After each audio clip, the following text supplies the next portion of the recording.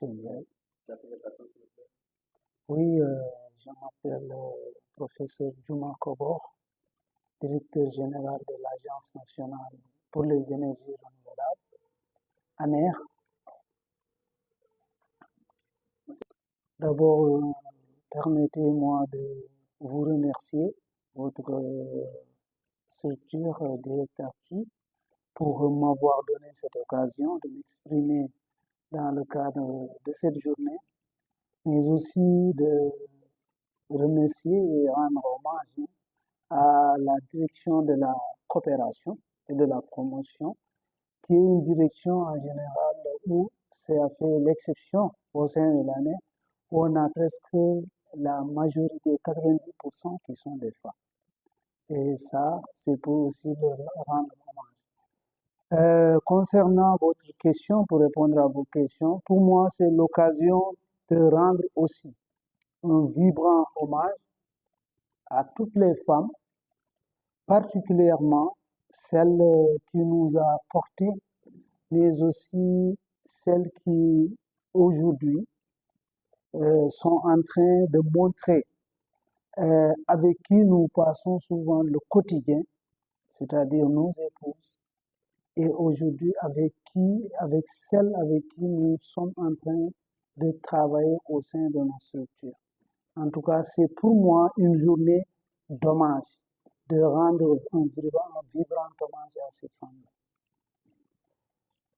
L'autre aspect, pour moi, c'est aussi une journée qui permet de se rappeler, en tant que responsable d'une institution comme l'Agence nationale pour les énergies renouvelables, comment réduire les inégalités et les iniquités qui existent entre les hommes et les femmes dans le cadre de ce travail.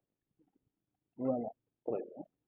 Alors, concernant l'ANER, au sein de l'ANER, ce qu'il faut déjà dire, l'ANER fait partie des agences ou bien des structures de l'État où il n'y a point d'inégalité dans le traitement des agents, que ce soit des hommes ou des femmes. Ça, je tenais vraiment à souligner cela.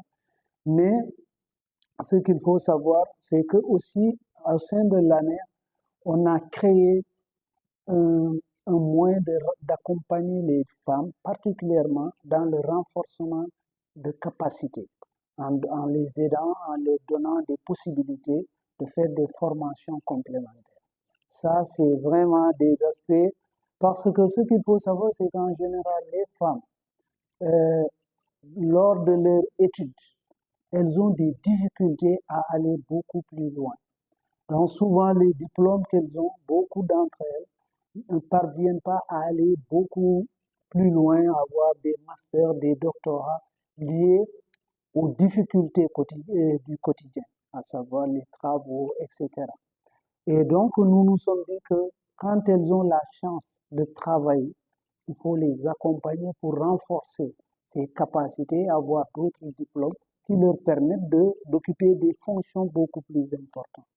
Voilà pourquoi on a mis en place cet accompagnement-là. D'autre part, vous avez aussi, nous participons à ce qu'on appelle le programme dans le cadre de notre ministère, un programme qui s'appelle Femmes Énergie, en collaboration avec MCA, dans lequel même l'ANER a eu à recevoir une stagiaire au sein d'ailleurs de l'équipe de la direction de la coopération et qui actuellement est en train de travailler avec nous. L'idée, c'est vraiment comment pousser les femmes, parce que vous savez que le secteur de l'énergie est un secteur un peu masculin. Et comment faire pour que les femmes puissent être là-dedans, se sentir un peu, avoir renforcé la présence des femmes dans ce secteur-là. Et c'est pour cela que nous sommes adhérés, nous avons épousé cette idée de créer ce programme qui s'appelle Femmes Énergie. Donc, vous avez vraiment d'autres programmes comme certains programmes qui font que essayons par exemple de pousser, d'attirer les femmes. Je donne un exemple dans l'accompagnement pour euh, l'autonomisation des femmes dans le monde rural avec des programmes qu'on appelle les plateformes multifonctionnelles. Ces plateformes-là, nous les dédions en général, c'est des plateformes euh, qui sont faites, on construit le bâtiment, on met une installation photovoltaïque pour rendre le milieu autonome, mais en plus de cela, à l'intérieur, on met des équipements de transformation. Nous savons que les 18%, ce sont des cadres. Sur le nombre, c'est-à-dire le total de femmes présentes, 98 sont des cadres, c'est des niveaux cadres. Voilà un peu en quelque sorte. Et aussi, nous avons vraiment la flexibilité pour les femmes, surtout quand elles sont souvent en train d'allaiter ou en période qu'elles ont accouché, etc. Nous essayons vraiment de leur donner la possibilité, la flexibilité, et parfois même, nous savons que souvent les femmes c'est elles qui gèrent les familles. Il nous arrive que lors de certaines fêtes, comme par exemple le Tamkhari, la veille qu'on leur donne, on vous laisse partir.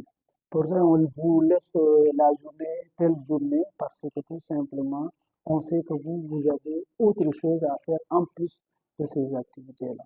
Donc, c'est vraiment pour vous rassurer que la mère est très sensible à accompagner les femmes et à jouer son rôle dans l'équilibre, vraiment l'égalité au sein de notre agence, entre hommes et femmes. Vous avez dit Bon, en général,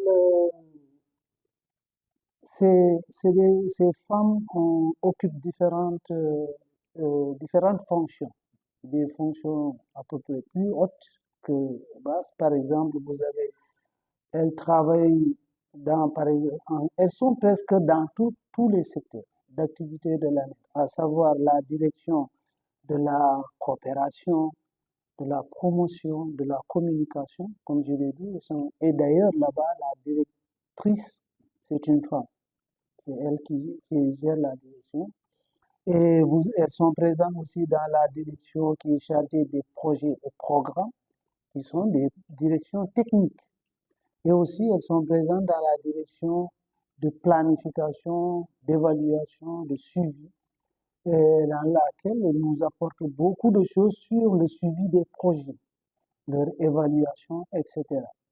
Mais aussi dans la direction financière, des affaires financières, où elles sont très, très impliquées dans tout ce qui est les affaires administratives, etc. Et aussi dans la comptabilité, à la comptabilité, où elles accompagnent la comptabilité dans les exercices du quotidien. Donc, elles sont vraiment dans tous les secteurs d'activité de la